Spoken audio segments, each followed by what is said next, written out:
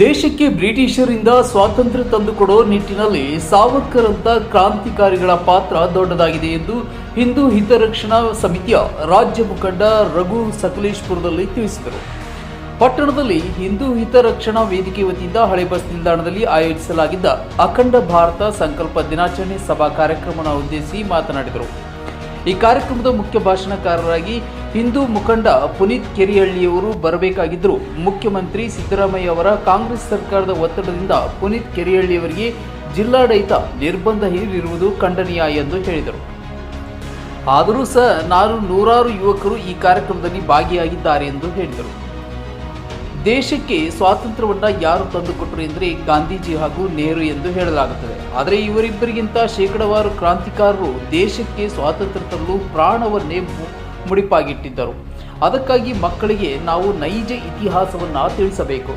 ದೇಶ ವಿಭಜನೆಯಾದರೆ ದೇಶದಲ್ಲಿರುವ ಎಲ್ಲ ಮುಸ್ಲಿಮರು ಪಾಕಿಸ್ತಾನಕ್ಕೆ ಹೋಗಬೇಕು, ಅಲ್ಲಿರುವ ಎಲ್ಲ ಹಿಂದೂಗಳು ಭಾರತಕ್ಕೆ ಬರಬೇಕು ಎಂದು ಸಂವಿಧಾನದ ಪಿತಾಮಹ ಡಾಕ್ಟರ್ ಬಾಬಾ ಸಾಹೇಬ್ ಅಂಬೇಡ್ಕರ್ ಹೇಳಿದರು. ಆದರೆ ಅಂಬೇಡ್ಕರ್ ಅವರ ಮಾತಿಗೆ ಬೆಲೆ ಕೊಡದೆ ಜಾತ್ಯತೀತ ದೇಶವನ್ನಾಗಿ ಮಾಡಲಾಗಿದೆ. ಇಂದಿಗೂ ದೇಶದಲ್ಲಿ ಹಿಂದೂ ಧಾರ್ಮಿಕ ಕೇಂದ್ರಗಳು ಹಿಂದೂಗಳ ನಂಬಿಕೆಗಳ ವಿರುದ್ಧ ಅಪಪ್ರಚಾರ ನಡೆಯುತ್ತಿದೆ. ಧರ್ಮಸ್ಥಳ ಹಿಂದೂಗಳ ಪವಿತ್ರ ಕ್ಷೇತ್ರವಾಗಿದ್ದು, ಆದರೂ ಸಹ ಅನಾಮಿಕ ಎಂಬ ವ್ಯಕ್ತಿಗೆ ಮುಖವಾಡ ಹಾಕಿಸಿ ಎಸ್ಐಟಿ ತಂಡ ರಚಿಸಿ ತನಿಖೆ ನಡೆಯುತ್ತಿದೆ. ಕೂಡಲೇ ಈ ಅನಾಮಿಕನನ್ನ ಮಂಪರು ಪರೀಕ್ಷೆಗೆ ಒಳಪಡಿಸಬೇಕು ಹಾಗೂ ಧರ್ಮಸ್ಥಳ ವಿರುದ್ಧದ ಅಪಪ್ರಚಾರ ನಿಲ್ಲಿಸಬೇಕು. ಹಿಂದೂ ಹಿತರಕ್ಷಣಾ ವೇದಿಕೆಯ ಮುಖಂಡ ಶಿವ ಜಿಪ್ಪಿ ಮಾತನಾಡಿ, ಸಕಲೇಶಪುರದಲ್ಲಿ ಎಲ್ಲ ವರ್ಗದವರು ಹಿಂದೂ ಸಂಘಟನೆಯಲ್ಲಿ ಗುರುತಿಸಿಕೊಂಡಿದ್ದಾರೆ. ಸಂಘಟನೆ ವತಿಯಿಂದ ಗೋಹತ್ಯೆ ತಡೆಗೆ, ಲವ್ ಜಿಹಾದ್ ಹಾಗೂ ಲ್ಯಾಂಡ್ ಜಿಹಾದ್ ತಡೆಗೆ ನಿರಂತರವಾಗಿ ಕಾರ್ಯ ನಡೆಯುತ್ತಿದೆ ಎಂದು ತಿಳಿಸಿದರು. ಕಾರ್ಯಕ್ರಮಕ್ಕೆ ಮುಖ್ಯ ಭಾಷಣಕಾರರಾಗಿ ಆಗಬೇಕಾಗಿದ್ದ ಹಿಂದೂ ಮುಖಂಡ ಪುನೀತ್ ಕೆರಿಹಳ್ಳಿಯವರಿಗೆ ನಿರ್ಬಂಧ ಹೇರಿದ್ದರಿಂದ ಅವರು ಕಾರ್ಯಕ್ರಮಕ್ಕೆ ಬರಲಿಲ್ಲ. ಪಟ್ಟಣದ ಆಂಜನೇಯ ಸ್ವಾಮಿ ದೇವಸ್ಥಾನದಿಂದ ಹಳೆ ಬಸ್ ನಿಲ್ದಾಣದವರೆಗೆ ಮಳೆಯ ನಡುವೆಯೂ ಬೃಹತ್ ಪಂಜಿನ ಮೆರವಣಿಗೆ ನಡೆಯಿತು. ಈ ಸಂದರ್ಭದಲ್ಲಿ ಹಿಂದೂ ಹಿತರಕ್ಷಣಾ ವೇದಿಕೆಯ ಮುಖಂಡರಾದ ಕೌಶಿಕ್ ಹೆನ್ನಲಿ, ಮಂಜೂರ್ ಕಬ್ಬಿನಗದ್ದೆ, ದಿಲೀಪ್ ದುಷ್ಯಂತ್, ಧರ್ಮೇಶ್, ಶೇಖರ್ ಗಬ್ಬಿನಗದ್ದೆ, ಬಿಜೆಪಿ ತಾಲೂಕಾ ಅಧ್ಯಕ್ಷ ಒಳಲಹಳ್ಳಿ ಅಶ್ವಥ್, ಬಿಜೆಪಿ ಮುಖಂಡರಾದ ಪ್ರತಿಭಾ ಮಂಜುನಾಥ್, ಬಬಿತಾ ಅಶ್ವನಾಥ್ ಹಾಗೂ ಹಲವರು ಹಾಜರಿದ್ದರು.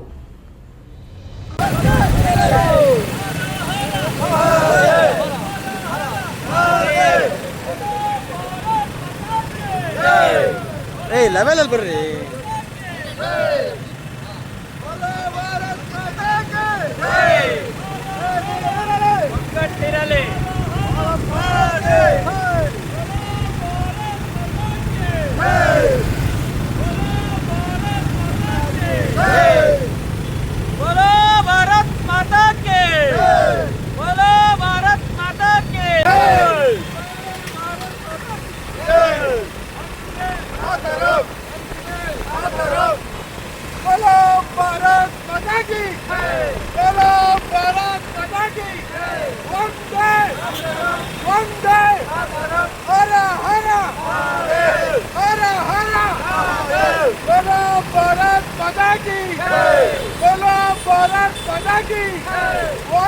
ಆಗೋದೇ ಇಲ್ಲ.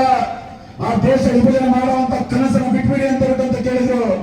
ದೇಶ ವಿಭಜನೆ ಆದ ನಂತರ ಮೊದಲನೇ ಪ್ರಧಾನಮಂತ್ರಿ ಅವರೇ ಆದ್ರಲ್ಲ, ಇದಕ್ಕಿಂತ ಅವಮಾನ ಬೇಕಾ? ಡಾಕ್ಟರ್ ರಾಜೇಂದ್ರ ಪ್ರಸಾದ್ ಅವ್ರು ಹೇಳಿದ್ರು, ದೇಶದೊಳಗಡೆ ಒಂದು ದೇಶ, ಅದರಲ್ಲಿ ಒಂದು ಮುಸ್ಲಿಂ ರಾಷ್ಟ್ರ ಆಗೋದೇ ಇಲ್ಲ, ಯಾವುದೇ ಕಾರಣಕ್ಕೂ ಸಹ ಅದನ್ನು ಬಿಡೋದಿಲ್ಲ ಅಂತ ಕೇಳಿದ್ರು. ಆದ್ರೆ ಅವರೇ ಮೊದಲನೇ ರಾಷ್ಟ್ರಪತಿಗಳಾದ್ರಲ್ಲ.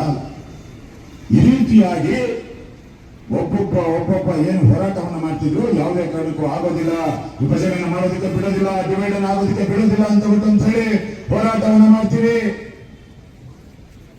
ಎಲ್ಲವನ್ನು ಹೇಳ್ಕೊಂಡು ಬಂದ್ರು.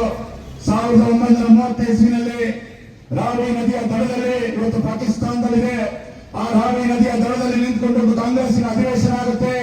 ಆ ಕಾಂಗ್ರೆಸ್ಸಿನ ಅಧಿವೇಶನದಲ್ಲಿ ಮೊಟ್ಟ ಮೊದಲ ಬಾರಿಗೆ ಭಾರತಕ್ಕೆ ಸಂಪೂರ್ಣವಾದಂತ ಸ್ವರಾಜ್ಯವನ್ನು ವಾಪಸ್ ಪಡಿಬೇಕು ಅಂತ ಹೇಳಿ, ಸ್ವಾತಂತ್ರ್ಯ ಅಲ್ಲ, ಸ್ವಾತಂತ್ರ್ಯ ಮತ್ತು ಸ್ವರಾಜ್ಯಕ್ಕೆ ವ್ಯತ್ಯಾಸ ಇದೆ, ಆ ಸ್ವಾತಂತ್ರ್ಯ ಅಲ್ಲ ಸ್ವರಾಜ್ಯವನ್ನು ಮಾಡಿ ಪಡಿಬೇಕು ಅಂತ ಹೇಳಿ ಅಲ್ಲಿ ನಿರ್ಣಯವನ್ನು ಪಾಸ್ ಮಾಡ್ತಾರೆ, ಒಂದು ರೆಸಲ್ಯೂಷನ್ ಅನ್ನು ಮಾಡ್ತಾರೆ. ರಾವಿ ನದಿಯ ದಡದಲ್ಲಿ ನಿಂತ್ಕೊಂಡು ಮಾಡ್ತಾರೆ.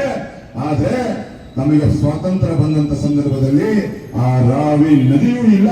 ಆ 1935 ಮಾಡಿದಂತಹ ಸಂಕಲ್ಪಗಳು ಯಾವುದಿಲ್ಲ, ನಿರ್ಣಯಗಳು ಯಾವುದೂ ಇಲ್ಲ ಅಂತ ಕೇಳಿದ್ರೆ ನಾವು ಯಾವ ರೀತಿಯಾದಂತ ನಾಯಕರುಗಳನ್ನ ಆಯ್ಕೆ ಮಾಡಿದ್ವಿ ಅಂತ ನಾವು ಯೋಚನೆ ಮಾಡಬೇಕು. ಈ ಎಲ್ಲಾ ವಿಚಾರಗಳ ಮಧ್ಯದಲ್ಲಿ ಇವತ್ತು ನಾವೇನು ಈ ಕಾರ್ಯಕ್ರಮಕ್ಕೆ ಬಂದಂತ ಸಂದರ್ಭದಲ್ಲಿ ಸಂವಿಧಾನ ಶಿಲ್ಪಿಯಾದಂತಹ ಡಾಕ್ಟರ್ BR ಅಂಬೇಡ್ಕರ್ ಅವರು ಮಾತ್ರ ವಿಶೇಷವಾಗಿ ಒಂದು ಮಾತನ್ನ ಹೇಳಿದ್ರು. ಇಲ್ಲಿರ್ತಕ್ಕಂಥ ಎಲ್ಲರೂ ಸಹ ಬಹಳ ಕಿವಿ ಕೊಟ್ಟು ಗಮನ ಹರಿಸಿ ಕೇಳಬೇಕೇನು ಅಂತ ಕೇಳಿದ್ರೆ, ಭಾರತ ದೇಶ ಧರ್ಮದ ಆಧಾರದಲ್ಲಿ ವಿಭಜನೆ ಆಗಿದೆ ಅಂತ ಕೇಳಿದ್ರೆ, ವಿಭಜನೆ ಆಗಿ ಪಾಕಿಸ್ತಾನ ಮತ್ತು ಬಾಂಗ್ಲಾದೇಶ ಅಂತ ಬಿಟ್ಟು ಇವತ್ತಿನ ಪಾಕಿಸ್ತಾನ ಮತ್ತು ಬಾಂಗ್ಲಾದೇಶ ಏನಿದೆ ಅಲ್ಲಿರ್ತಕ್ಕಂಥ ಎಲ್ಲ ಹಿಂದೂಗಳು ಇಲ್ಲಿ ಬರಲಿ, ಇಲ್ಲಿರ್ತಕ್ಕಂಥ ಭಾರತದಲ್ಲಿ ಬಹಳ ಗಂಭೀರವಾಗಿ ತಗೊಳ್ಬೇಕು. ಭಾರತ ದೇಶದಲ್ಲಿ ಇರ್ತಕ್ಕಂತಹ ಎಲ್ಲ ಮುಸಲ್ಮಾನರುಗಳು ಸಹ ಪಾಕಿಸ್ತಾನಕ್ಕೆ ಹೋಗ್ಬೇಕು ಅಂತ ಹೇಳ್ತಕ್ಕಂಥ ಶ್ರೇಷ್ಠವಾದಂತ ವ್ಯಕ್ತಿ ಯಾರು ಹೇಳಿದೆ ಅಂತ ಕೇಳಿದ್ರೆ ಅದು ಬಾಬಾ ಸಾಹೇಬ್ ಅಂತ ಹೇಳಿದ್ರು. ಅಧಿಕೃತವಾದ ದಾಖಲೆ ಅದು, ಅಧಿಕೃತವಾದ ದಾಖಲೆಯಿಂದ ಹೇಳ್ತಾರೆ. ಈ ರೀತಿಯಾಗಿ ಪದೇ ಪದೇ ಯಾವ ರಾಜಕೀಯ ನಾಯಕರುಗಳು ನಿರಂತರವಾಗಿ ಭಾರತವನ್ನ ಒಂದೊಂದೇ ರೀತಿಯಲ್ಲಿ ನಾವು ಸ್ವತಂತ್ರವಾದ ಹೋರಾಟವನ್ನು ಮಾಡ್ತೀವಿ,